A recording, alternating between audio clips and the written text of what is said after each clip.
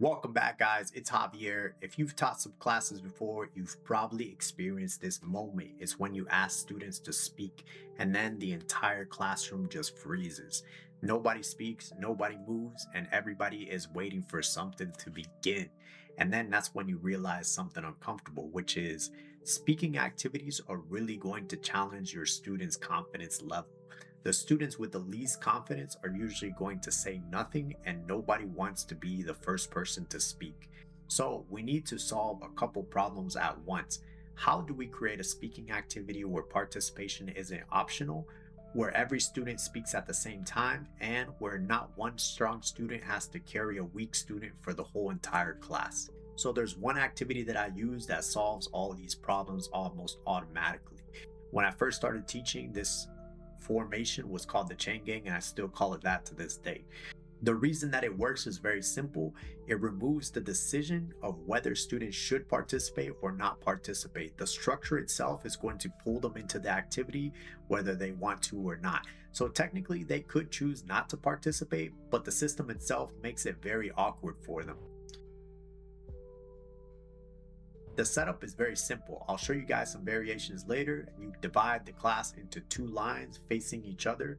You have line A, line B, and every student is going to hold a question and they ask the person across them that question. Once they finish, if I'm line A, I'm going to move to the right, and then the last person that's right here at the end of the line is going to move to the front. So everybody is going to shift forward. And then suddenly everybody has a new partner with a new question. And then that process repeats. Once students have done this formation once, they really get it very easily and they can pretty much do it all the time now, forever, with many, many different activities. Most speaking activities are going to fail for one simple reason, and that is that they rely on the student's initiative. If one person is shy, that's it. The whole conversation just dies. And if the pair finishes early, then that's it. Conversation just dies. But when the movement is built into the structure, then something interesting happens. The students are going to stop deciding whether to participate and they just follow the flow. And because the line keeps moving, every student is going to speak again and again with a bunch of different partners. There's a few reasons why this works so well. First, there's just no dead time. The students just speak and speak and speak. Students finish one conversation and they just automatically move into the next one. The students can't hide. So their partner is going to be standing there in front of them with a question, and they're most likely going to ask that question. So it kind of prompts them already into action. The third thing is that the students get to repeat that structure that you're working with many times with different partners. And then by the end, they're just going to be very fluent or very comfortable with that structure that you're teaching. Now, there is one detail that makes this very powerful, which is the actual questions that you're asking. So, if you give students very safe questions like, what's your favorite food or what's your favorite color, the energy is going to stay very low. So when the questions become a little slightly unpredictable, then something funny happens, which is that they become curious about the answers. So, for example, on the first day of the school year this year, I had some normal questions, but I mixed in there a couple spicy questions. A normal question could be something like, do you have a pet? Or did you travel outside of Korea? But then you got questions like, did you lie to your parents during vacation? Or did you unfollow somebody on social media? So these kind of questions, they're questions that the students already want to ask each other, but of course they would never have the opportunity to do that. So you're kind of giving them the permission to do that, and they love these kind of questions, right? So they want to actually know the answers to these questions, and that's what's going to motivate them to actually go ahead and just ask everybody.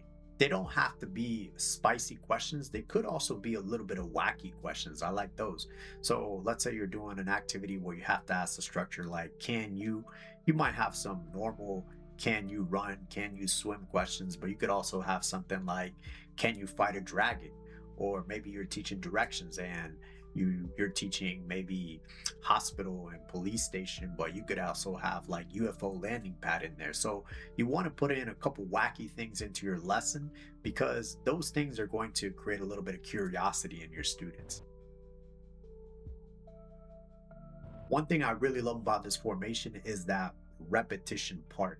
Maybe one student at the beginning, when they first start doing it, they can't even read the questions or they're not familiar at all with the questions, but they're going to get the reps in. So by the time that they've ran it 4, 5, 6 times, they start to become comfortable. Their confidence increases, and now they're able to just flow. So, how do you set this activity up? Usually, when I start this activity, I walk around the room and I label each student A or B. So I usually do something like banana chicken or apple strawberry, something like this. And so I label every student. Now I guarantee you that some of those students are going to not know which team they belong to. So you have to ask them like, hey, who's in team A? Okay, hey, who's in team B? And then once you do that a couple times, you're going to have them line up in their lines. So team A is going to be right here, and then team B is right here. Now you got both of these lines here, and you have your questions on strips of paper. So you're going to go to these first two students. You're going to say, hey, you guys are one group. Then you go to the next student. Hey, you guys are one group. That way they know who their partner is.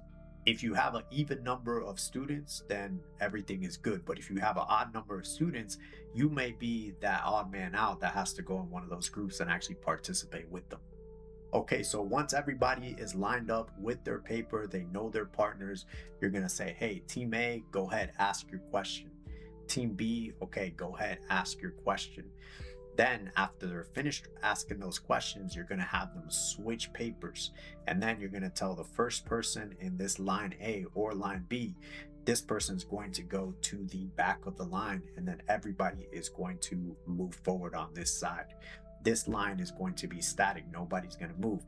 Now, everybody is going to have a new partner with a new question. You want to be the person that's controlling when this line is moving, because if they actually start to control it, people are going to lose who their partner is. Some people are going to have too much time to speak, some people are going to have not enough time to speak. So you should be the one that says, hey, everybody switch papers, we're moving on. There's a couple variations I want to tell you guys about this. If you have students that are too energetic, especially if you have a lot of boys and they can't stand still, then what you want to do is you want to run the activity with chairs. Or one time, what I did was I actually taped dots on the floor, and they had to stand on those dots, because if not, they're moving this way, moving that way, and then the line gets all messed up. And then by the time you know it, everybody's just walking around the room. Then there's a higher level variation, which I do a lot. I've shown it on this video right here. If you guys want to go check that out, you can see how I do it. And what I do with that one is that they're actually doing this chain gang, but they're doing it while they're sitting down at their desks. The reason that this activity works is not because the questions are amazing. It's because the structure itself removes that hesitation. So the students stop worrying about who they should speak to, when they should speak. The system just does the whole thing for you. They simply just follow the system. And once that system starts moving, the class starts generating its own energy, which is exactly what you want for a speaking lesson. Now, if you try this in your class, leave me a comment, let me know how it goes. Subscribe for more updates, and I'll see you guys on the next one.